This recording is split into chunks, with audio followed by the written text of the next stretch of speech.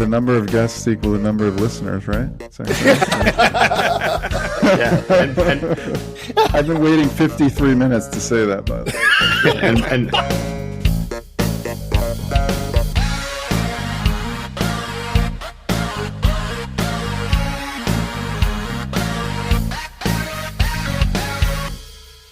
And we're back with another episode with our first guest in history. I'm so excited to introduce you all to someone. Old Guys Playing Games, and we're here today with a special guest. And because you can see on the screen, we can't play like Smart List where they try to guess. But in any case, I've got someone I can't wait for you all to meet because we all share a ton of things in common. And when we first started doing the show, I knew Bob was going to be one of our guests. And of course, he's the first guest. So we're first going to do a quick bio intro of our friend Bob. And all of these guys I know is... Page? Well, do you have a wiki page, Bob? Wikipedia page? I don't have a... Well, here's the thing. My name's Bob Gerard. There is a wiki page for Bob Gerard, but Bob Gerard was a famous race car driver in the UK, like in the 60s, which actually comes in really handy when people are trying to find me on Google and I don't want them to. You have to go through about 3 pages of Bob Gerard, the race car driver, before you find anything that I'm responsible for. Nice. I love it. Yeah, I love it. So that's good. Yeah. Well, cool. So let's jump right in because I know these guys, as soon as you share your background, they're all going to have questions that they want to dive into. So I'm just going to turn it over to Bob to introduce yourself. Yeah, thanks. And it's an honor. I had no idea I was the first guest. So that's pretty cool. I feel honored. I am an old guy playing games, though, so I fit right in with all of you. My name is Bob Gerard. I live in Long Beach, California. I've been out here for about 8 years. Before that, really spent most of my time in Chicago, which actually all plays into the story. But we'll get to that part of it a little bit later. Jason and I know each other from work. So we both work at the same place. And we both worked there for a long time, but we met, I think 6 years ago or so. It's about 6 years ago. Yep. And we realized that we had a lot in common. I am a gamer. I started with with video games. My first console was Pong. And then I graduated. Nice. Yeah, I graduated from that to I wonder if any of you guys ever saw this. A Fairchild Channel F was. No. I know what it is. I've never seen it, but yeah. So I had one of those that I sold back. I sold back to the store, and actually I traded it in to get my first Atari 2600. Nice. And since then, never looked back. So the big time gamer, always really excited about that. Got the opportunity to work in the industry for a while. That's what actually moved me out here to California. So, my job is I do corporate learning, leadership development, that type of stuff. So that's my industry. I was doing that type of role for a game company here in Southern California. That's what moved my whole family out here. And I worked there for a couple of years, and then I came back to Accenture, and now I still get the chance to do a lot. I've blended games and learning as much as I possibly can. So my team creates games for people to learn things, corporate things that they need to know. And some of those are board games. Some of those have been video game type things. And now we're even getting into virtual reality applications for that. So that's me. I've married my wife, Sherry, and I live out here. We have 2 grown sons. My oldest son, Harrison, is in the games industry right now. He is a 2D artist, among other roles, at Fulbright Games up in Portland, Oregon. They're famous for the game Gone Home. And he is now working on the 3rd game in their portfolio. And then my youngest son, Jackson, is at the University of California in Santa Cruz, and he is studying computer science and game design. So yay, look at this gaming family. Do not fall far from the tree. My wife, not quite as passionate of a gamer, but she does enjoy a good game of Wingspan or a good board game every once in a while, and she'll indulge us. So bless her heart. Nice. Yeah, so that's me. So happy to be here. Thank you. Yeah, and so for the listener who can't see what we're doing, Bob has got some arcade cabinets in his background of his video. So, Bob, what sparked that? Obviously, you were a fan of games before, but when did the collecting start? Yeah, well, the collecting really started when I got a good enough job that I could afford it. I always dreamed as a little kid of having my own pinball machine, and I remember going to the arcades when the arcade gaming first started booming, like in the late 70s, early 80s, and going to the arcades and asking the owners, like, how much would it cost me to buy a pinball machine? And we're like, well, it's about $2,000. Like, I'll never have that much money, right? So, but that actually is where I started. I had a full-size pinball machine, a 1985 Williams Comet machine, which I absolutely loved. But that was when we lived in Chicago, and we had a big house in the suburbs with a wonderful, fully converted basement. And I had the room for it. When we moved out here to California, I knew that there was no way I was going to have room for it in the condo that we were moving into, and I had to sell it, which just absolutely broke my heart. Oh, it breaks my heart to hear you tell that story. Yeah, it was the worst. And someday I will have another regular pinball machine. But what I did then was, for my 50th birthday, I got a MAME cabinet. So I've always wanted to have a MAME cabinet, but I have no woodworking skills. And so, And so I found a company called Rec Room Masters. I don't think that they're in business anymore. I think that the coronavirus put them out of business, unfortunately. But they essentially sold arcade machines as IKEA furniture, right? It was like flat pack furniture. It came with the deck, with the control. Here, I'll move my camera so you can see it really quick. You can see the deck there is pretty nice, and that's all one unit. It just has a USB drive that plugs in. But you build the whole cabinet like IKEA. You mount your own monitor. You throw your own computer in the back, and you're off to the races. You're on your own to configure it and use whatever software you want. So I had my son, the artist, do all of the art for me. It says Trader Bob's Tiki Tower. That's cool. Yeah. And yeah, it's got, like you guys were talking about last week, like it's got pretty much everything that I can think of on there. Actually, it was really fun because right after I got it, I think it was Twitch TV did a whole marathon of that old Starcade. Do you remember the game show Starcade when we were kids? Yeah. They did a whole marathon of that for a week. And so I just had that on in the background while I was working, and I had a big notepad. And when a game came on that I had forgotten about, I just took a note. And then, and then of course I went to the to the flea market and actually found ROMs for every single one of those games, which I bought legally, and then installed all of those on my main machine. Wow. Because I am an upright further than I have. student. Yeah. And I'm very, no, not at all. That's not true. But anyway, so I had the main machine, and then the problem was with the main machine, you can't play Star Wars. Because you need the Atari, the Atari arcade Star Wars. You need the yoke. And so when Arcade 1-Up said that they were going to put out Star Wars, I was like, oh, instant buy. That was that. Yeah. And then I guess it was a couple of years ago now, they announced the pinball machines. So I ordered the Star Wars one and the Attack from Mars. Both of those are virtual pinball machines. They each have 10 tables on them.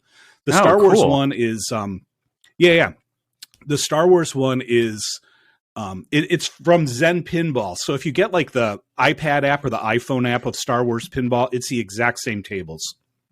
That's cool. And then the Attack from Mars has about 10 well, it does. It has exactly 10, but really good, like Williams Bally reproductions of actual machines. It has two of my favorites, Attack from Mars and Medieval Madness, that were on there. So those are great. You know what? It's like, I think they cost like $750 a piece.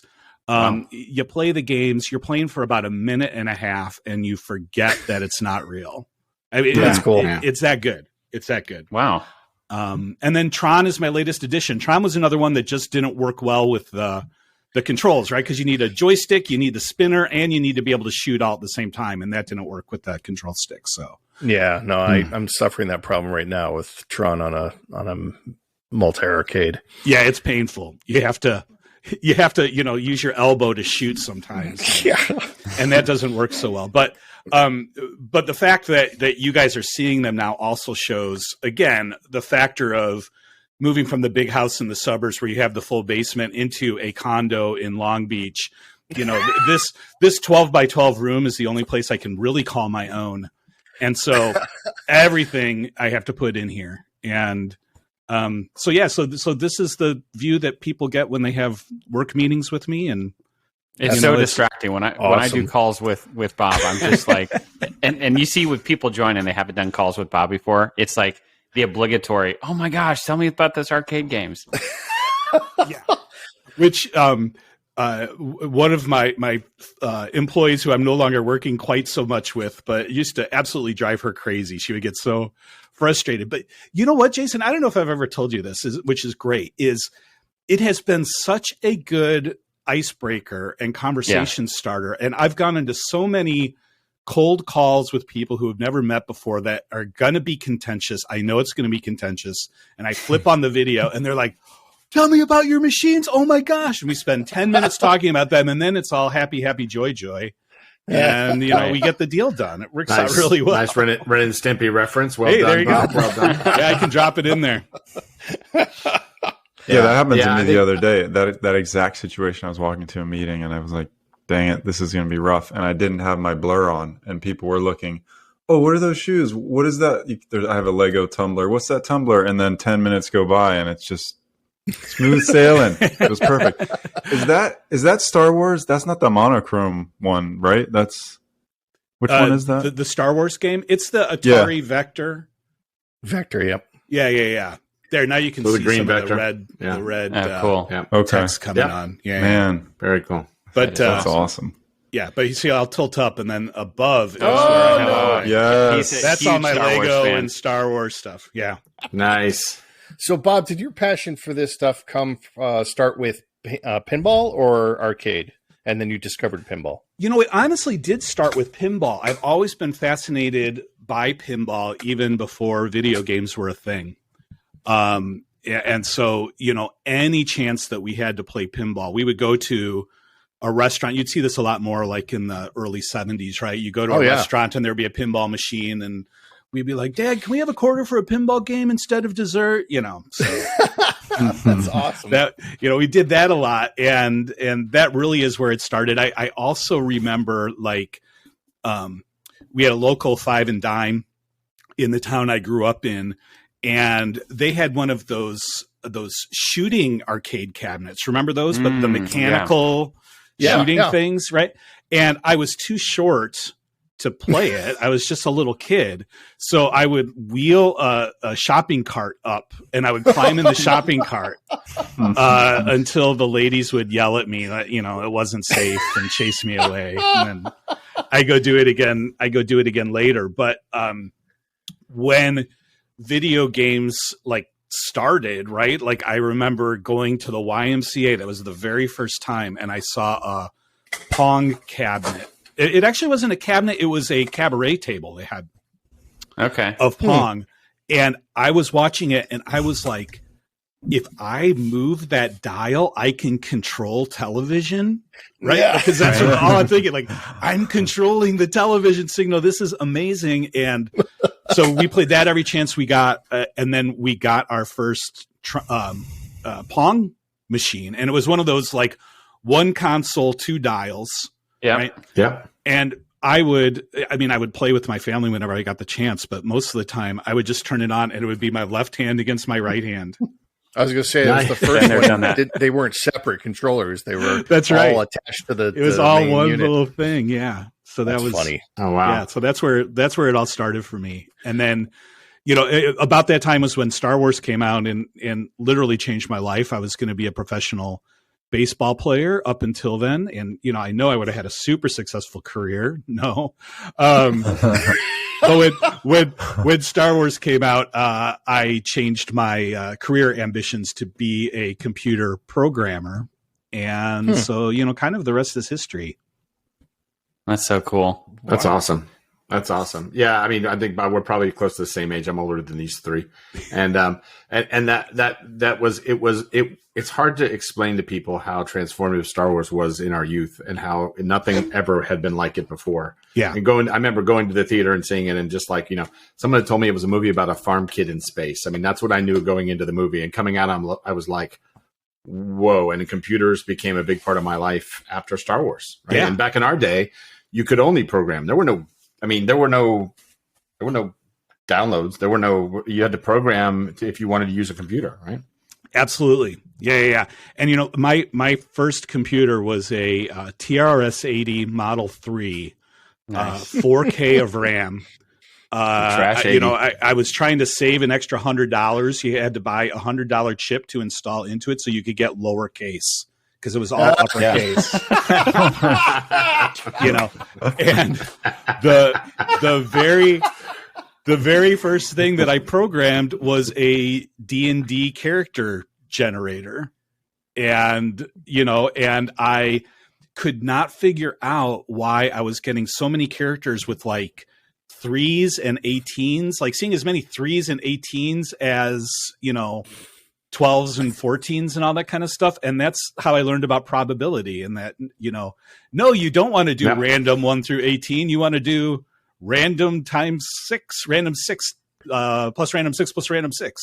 There you go. Nice. Nice. So, very cool. Learn a lot. So, games are, have always been a part of it, either trying to make them or play them, which is going to be in my career. After the Atari 2600, yeah. Were you into console gaming at all after that? So did you follow the same 8-bit Nintendo, all that? Yeah, please say Amiga. Well, I wanted an Amiga and I couldn't afford it. But yes, I went with the market, right? Because when the Atari 2600 had its big crash, that's when gaming really moved over to the personal computer, and it was mostly Commodore 64. So, yes. Right. Commodore so 64. I sold my TRS-80 to my junior high school science teacher, used that money to buy a VIC-20. And then when I got my first job as a ride operator at an amusement park, I got my first paycheck and I bought a Commodore 64 with it. That was my computer all the way through college. I did like all of my papers on that. I had a crazy dot matrix printer. Like that was my that was my computer that I had in the room. But that's where we did all of the gaming until the Nintendo NES hit. And then interesting. One of my friends bought the Nintendo. I was kind of scoffing him. I remember, they used to do Consumer Electronics Show in Chicago where I grew up. And so we would find ways to sneak in there when we were in high school. And I remember going in about 1984, and Nintendo, I might have the years wrong on this, but Nintendo was showing off the prototype for their new game console. And we were just like, this is crazy. Console gaming is dead. What are you guys doing? Like, they're going to fail. And, sometimes my prognostication isn't that great. But my one of my friends in college bought one of the Nintendos, and I stayed with him. Like, it was the night before Thanksgiving. Like, I drove up from University of Illinois where I was going to school and met him at his house at like 10 o'clock at night. And he said, I got this Nintendo Entertainment System and I just got this Zelda game. And we put it in and we started at 10 o'clock at night and we finished it at about 9 in the morning. We did an all-nighter and we got all the way through it. And then I was hooked. Then I went back, bought my own NES, and And yeah, and now I just buy everything. Like I don't get involved in the console wars. I make enough money. I buy everything. So wait, To my you wife's just got the chagrin. Xbox. You just got the Xbox. I did. So before that, you were a big PlayStation guy. Well, Or I would say, like I say, I do literally get everything. So I've been both in the PlayStation and the Xbox family for a long time. Okay. But my main game has kind of switched. I was mainly Xbox for a long time. But then when the PlayStation 5 and the Xbox Series X were both announced at the same time, I just looked at the launch lineup and I said, Halo's not going to be ready for a year. I'm more interested in what's coming out on the PS5. So I focused on getting a PS5, which again took me 7 months or something like that from release date. I finally got one. And then when Halo came out, I started prioritizing getting a Series X, and I was able to get it and play that wonderful game. What were the That's games awesome. that were PlayStation that drove you that direction instead?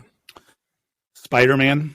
Okay. I love Spider-Man. I mean, most of the games I play are multi-platform. So Jedi Fallen Order has been great. Star Wars Squadrons. I wound up buying Star Wars Squadrons on like every single platform. I got it on because it was a cheap game, right? But I got it like on Xbox and on PlayStation and on Steam so that I could play in VR, which I do. When I play that game, I play it in VR now. So, but yeah, it was, and also the Oddworld. They were coming out with a new Oddworld game, and I was always passionate about that franchise.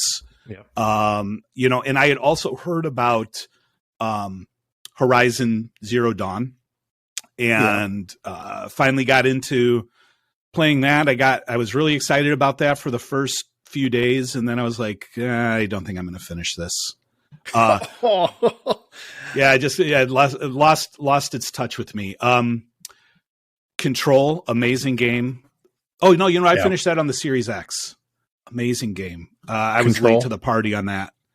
Yeah, I don't think we've talked about that. I've seen you online playing Control. Like this is maybe several months ago. Yeah. And I keep meaning to look at what I don't even know the concept. What type of game it is?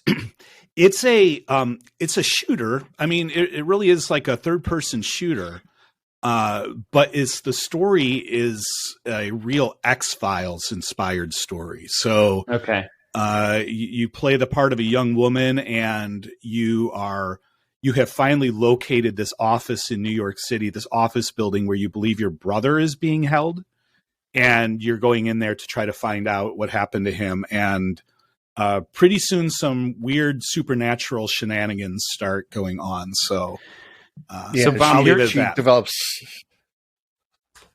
Oh, go ahead, Ken. Sorry, she develops telekinesis at some point in the game, right? Pretty early on. Yeah, you keep building your powers, but you get to this point where you're just like floating through the world and shooting things and throwing things at people with your mind. And it just feels really good. Kind of like when you're playing Jedi Fallen Order and you get enough force powers that you can pluck a stormtrooper off a cliff, hold him up, use him as a meat shield, and then throw him at the next guy and kill him. No better way. That's awesome. I was just the way that Bob explained the game, it just reminded me, Bob, that's why he's so great at the game creation he does in the corporate world, because he does, to Stu's point, we always give Stu a hard time about story arc. Bob truly is. You must be a big comic book guy too, because the way that you envision a game is more than just like, I know, let's have a character that has all these guns and you go out and you just shoot people. Like your story arc, the background for what it is you're doing in that game is so important. Just I could tell by the way you describe it, and I know that from working with you. Yeah, thanks, Jay. And stories are really important to me. We were talking about Star Wars earlier, right, and how it transformed us, and that was the biggest thing for me. It took me a long time, a lot of analysis and therapy, but to understand why I'm as passionate about Star Wars as I am. And it really is, story and the monomyth. And as I got into reading Joseph Campbell and understanding George Lucas's influences and all that, you know, I'm like, this is how human beings learn, is by processing stories. And this is like the first best story. Many other stories that send people in a lot of different directions are very similar to that. And for me, Star Wars was the one that just resonated the most. So yeah, so I'm very passionate about story and storytelling. And I teach that at work as a hobby. I have a little storytelling seminar that I do and things like that. But yeah, it is the stories that I'm most looking for in the games. We were talking about Halo earlier. You know, Halo is a first-person shooter that I will play. At some point, I will get on with you guys and play Call of Duty or something like that. But I will be bad. You know, if you think of the old, well, you know, if you think of the old like Bugs Bunny, Yosemite Sam cartoons when they get in a gunfight and Sam will like outline Bugs Bunny with bullets, you know, and never hit him. That's what I do. Like I come around a corner and I spray bullets and none of them hit. And then, you know, a guy just one shots me in the forehead. So I'm bad at those, but I do love the first person games if they have a really strong story. And that's what I love about Halo. What I really loved about Halo Infinite, you know, and I don't want to get too spoilery because I bet there's a lot of people who haven't played it all the way through the campaign, but essentially I see that as like a love story between Master Chief and Cortana. And it's like really, really touching. You know, it can evoke tears. So I do love the storytelling aspect of it. And what I love most about games is just the ability to pretend. You know, I mean, that's really what you're doing when you're playing a game, is you're pretending, you're putting yourself into another scenario. I remember walking into the arcade when Gorf had just come out and, you know, putting my quarter in Gorf and imagining, okay, I'm like Han Solo, I'm like a space pirate. And now, you know, like really getting into the role play aspects of it. And that has played out a lot in my career. What I love doing the most as a learning guy, and, you know, these are the projects that Jason and I were working on together a few years ago, is doing courses that are big simulations. So, you know, we would do these courses that are basically like a week-long simulation of a client engagement, and we would make them as realistic as possible. And I just absolutely love creating that kind of thing. That's cool. So, you know, I mean, Jason, these guys know I'm a big Joseph Campbell Hero's Journey fan because I think it's important. And I think it's the challenge we have these days. I love the way you put it. Like, to me, you know, whether it's comic books or movies or games or television or books, their job is to transport us into the world that they're trying to tell us about and to take us away, not to preach at us, not to tell us, not to give it, you know, the whole idea of the discovery is very important. And you've got to go on that journey with the protagonist, or you're just reading a book, right? Or you're just watching a show. And that's what concerns me about a lot of the stuff we get these days. It does seem like they're not teaching proper storytelling anymore. And you're right. Halo is a great example. Let's put the TV series aside because I don't think they even looked at all that. But I think the game clearly has a story behind it that you care about. And I think it's interesting, the love story, you know, it is a love story between Cortana and Halo because they only have each other. Right. And that idea of the fallen hero and the redemption arc and the journey, the quest together, that goes all the way back to a lot of the video games. And I think it's so cool because I don't think people realize how inbred it is in the human psyche, this idea of the hero's journey. And I think that's why Star Wars was so transformative for so many people. And if you try to do it with something else, you could do it in a Western. You could have done it in something else with the same story, and it would have been, Westerns might have taken off at the time, maybe. But I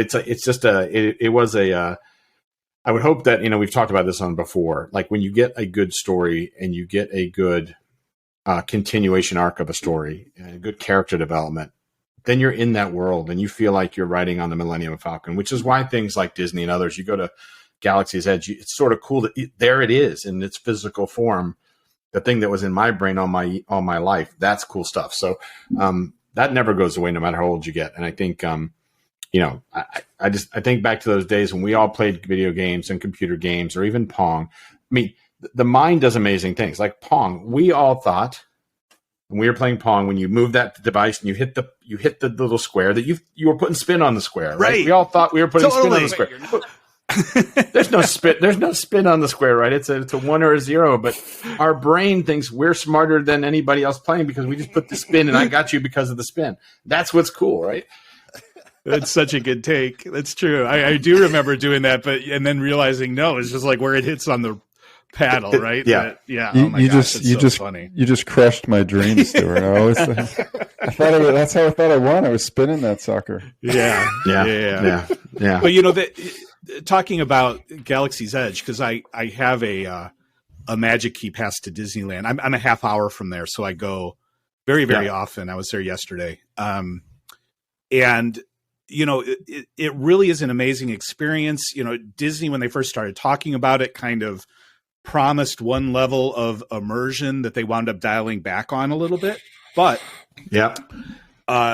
if you go there and you choose to engage and you choose to immerse and view it as like the world's best playground for playing Star Wars, it's absolutely amazing. And from what I understand, a lot of that immersion that they had built in and the game playing aspects of it that they had planned on building in, they are brought to the Galactic Star Cruiser, the Star Wars Hotel mandatory, experience, right? It's like it pretty much is, right? It's like a 48-hour long murder mystery escape room Star Wars adventure. But I'll know because we leave 3 weeks from today, baby. We take off. Nice. Oh yeah, nice. My only problem with that is, does anybody want to go on a journey with the sequels? Right. I think to me, it's like, if I'm going to pay $6,000, I want to be sitting next to Han and Leia.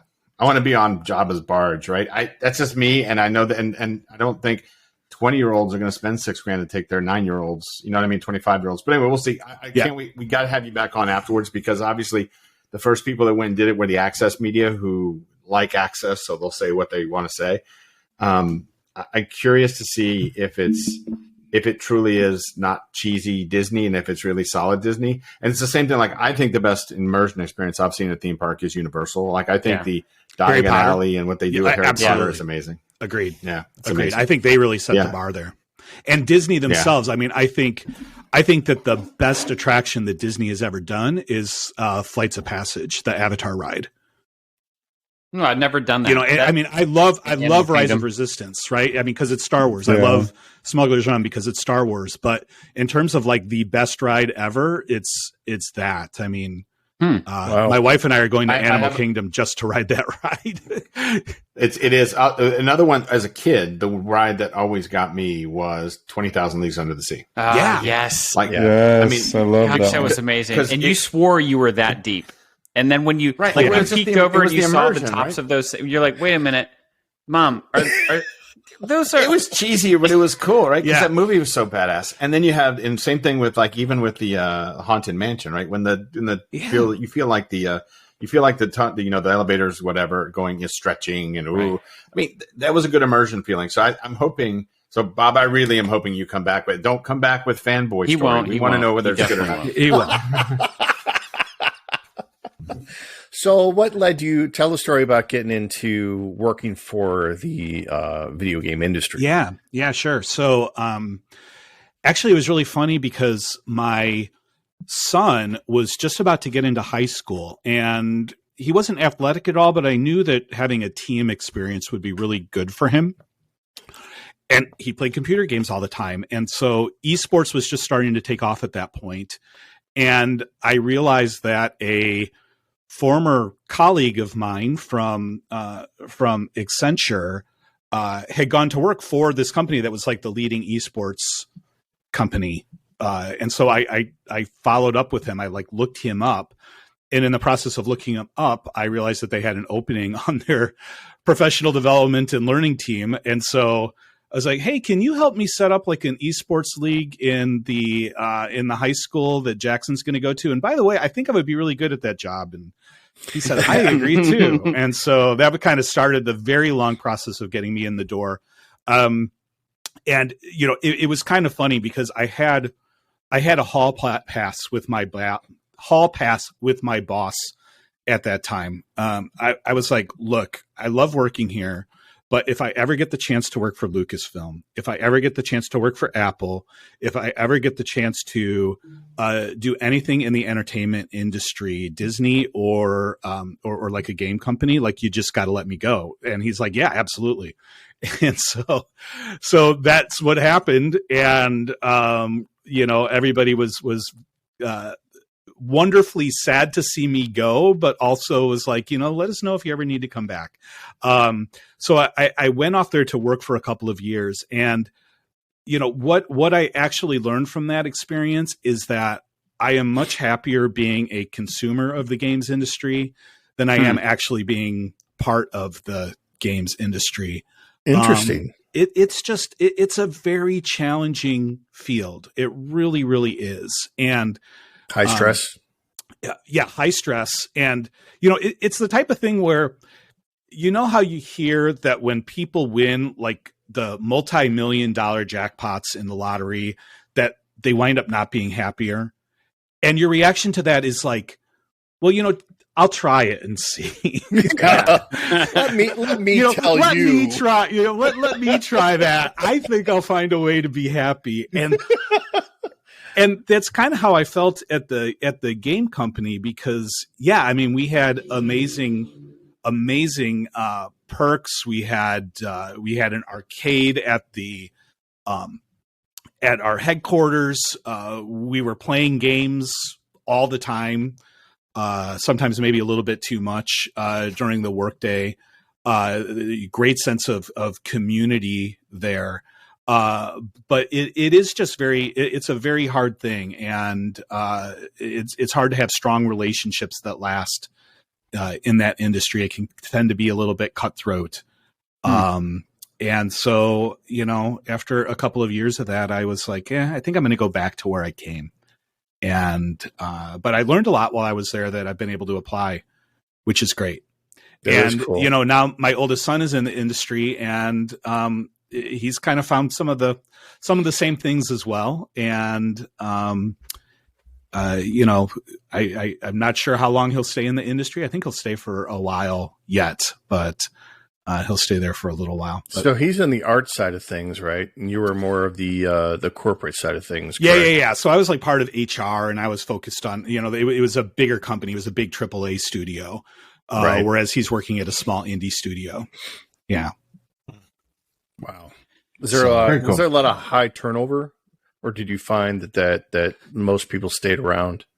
Not a ton of turnover. There wasn't a lot of unforced attrition, but that is one of the things that I don't like about the industry is people do tend to come and go.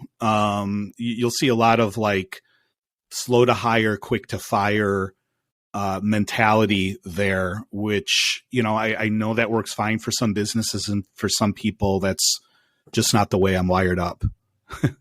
As you can tell by the fact that I've spent 32 years at a company other than the 2 years that I was at this company. There you go. Hey, we're going to take a quick break and come back to discuss a couple of other things that I know Bob will share with us. A little bit about board games, because I know you are a huge board. You mentioned Dungeons and Dragons, and Stu played that. Yeah. I never played it, but I know you're a big board game guy. And then also, we always love to hear what other people think about the future, where they want gaming to go in the future, where you think the future of gaming is going to head. So after this break, we'll come back and talk more with our friend Bob. And we're back, and we're going to jump right back into a great discussion with our friend Bob. And I think Stu has a question about board games.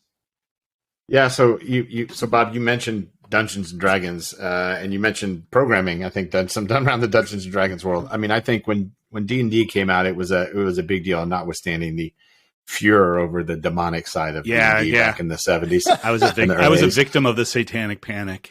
Oh yeah, well yes. As I don't know if my parents were bad parents; they just didn't care, or I don't know. But anyway, but it was the geekiest of the geek things, right? I mean, now it's sort of becoming sort of cool and hip, but Yeah. the reality is they're not real gamers, but that's okay. So give us a little bit of your D&D story, and then Ken, I know you want to chime in because Ken's always. I mean, I've known Ken for 30 years now. We've been gamers, board gamers since back in those days. So where do you think gaming is going from a board game perspective too? Yeah, so starting off with my D&D story, I'm the youngest of 5, and one of my older brothers and my sister were really into fantasy, and I think it was my older brother who first told me about Dungeons and Dragons when I was maybe in 6th or 7th grade. And, I was like the squirrel, like the dogging up, like that hit all the triggers for me, right? Like it's fantasy, it's pretending, like you pretend to be somebody else, and you have this experience, and you can have an experience like Frodo or Bilbo or something like that. Like count me in. It took us about a year of searching hobby stores, pre-internet, like order anything and have it tomorrow, to actually find the first box set. The first box set I had of D&D was the red box. So I started playing with it. Actually, you know what? This is the truth. I bought the first set and I tried to read through the rules, and I had a hard time understanding the rules. Oh, because it was before the red box. It was the version before that had the dragon on the front and said Dungeons and Dragons. Yep, that's the one I had. Yep. Yeah, still written by Arneson. Like, a 5th grader couldn't tell what the heck was going on with that. But some friends of my sister started playing, and she invited me to come. And then I figured out how it worked. I'm like, oh, okay, now it's all clicking. And then I invited my friends, and that's when the red box came out. We all got into it. That was our first campaign that lasted for about a year and a half, until literally the Satanic Panic came, and half the guys in my group, their parents banned them.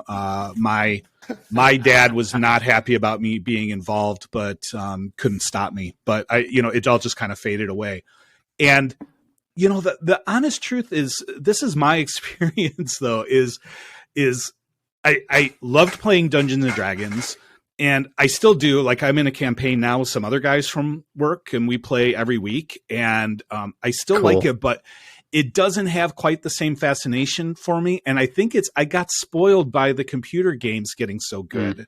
And spent a lot of time with all of the fantasy games. I basically, during quarantine with COVID, I spent most of that playing World of Warcraft with my kids.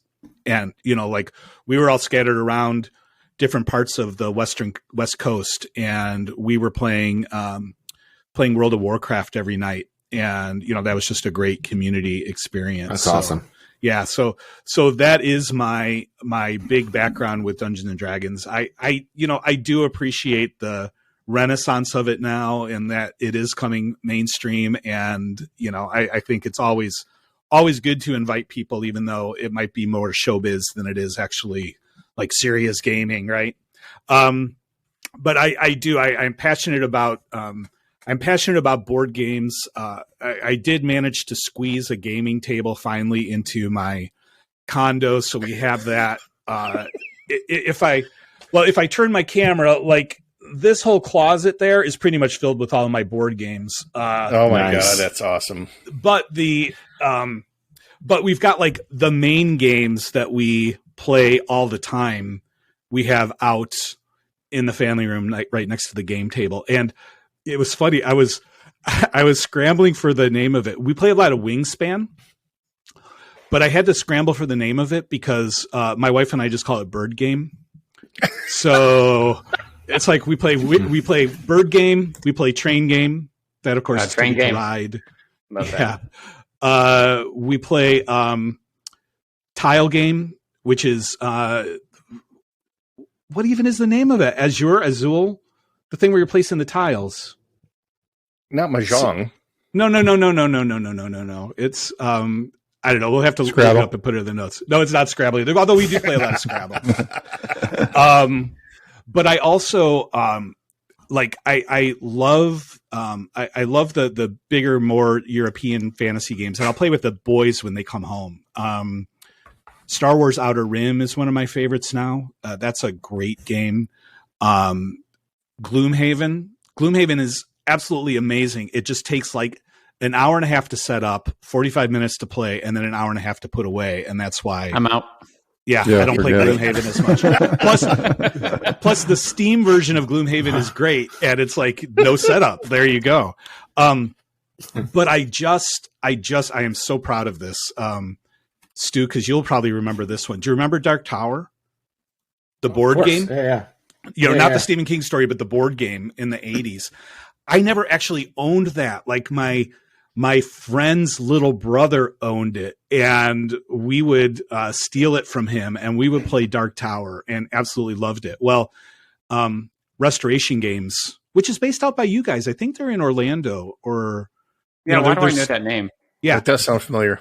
They're a great game company that gets the IP for all of the games that we loved when we were kids. They're about our age, and then they reproduce them, but they reproduce them to work for us now that we're old and mature gamers. So they had bought the IP for Dark Tower. I think they announced it like 4 years ago, and they put the Kickstarter out like 3 years ago, and I backed it, and then everything got delayed by COVID. And just like 2 weeks ago, I finally got my Return to Dark Tower set, and it's amazing. So that's what we're playing now in the board game department.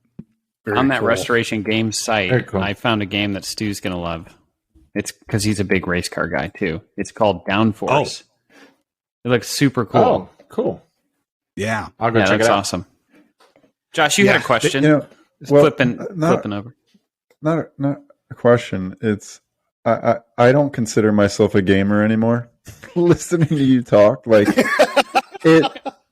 it's crazy you're that casual now, right? Yeah. Honestly, I do. I feel like that. I mean, it just blows me away how much there is out there that I really don't know about.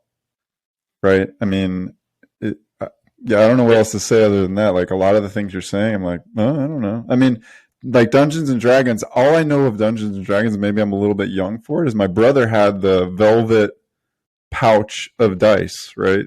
And I just used to screw around with that, but I had no idea like what it meant to play Dungeons and Dragons. And like what is it? The Satanic Panic?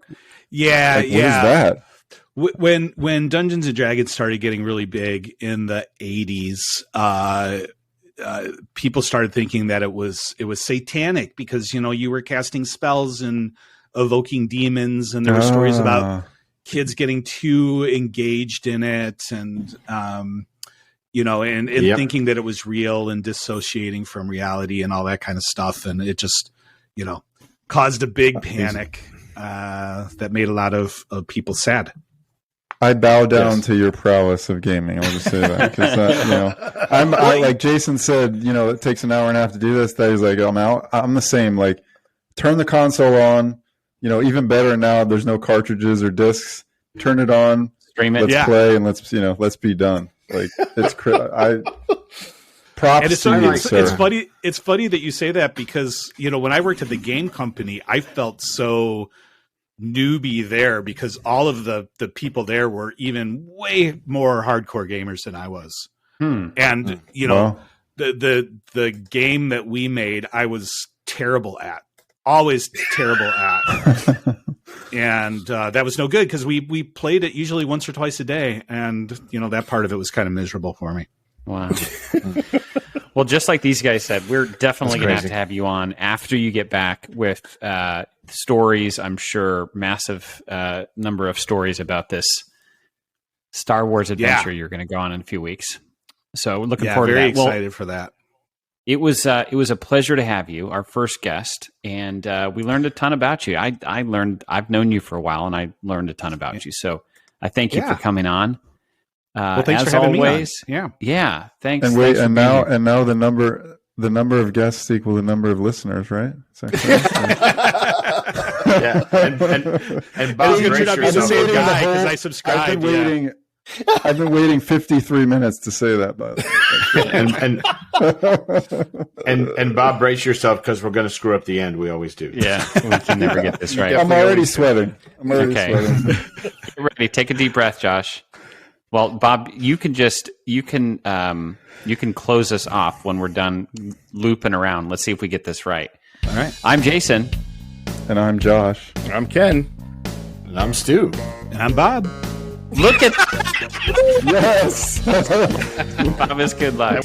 And we're all guys. We're playing games. We're out. Bye. That's awesome. Bye.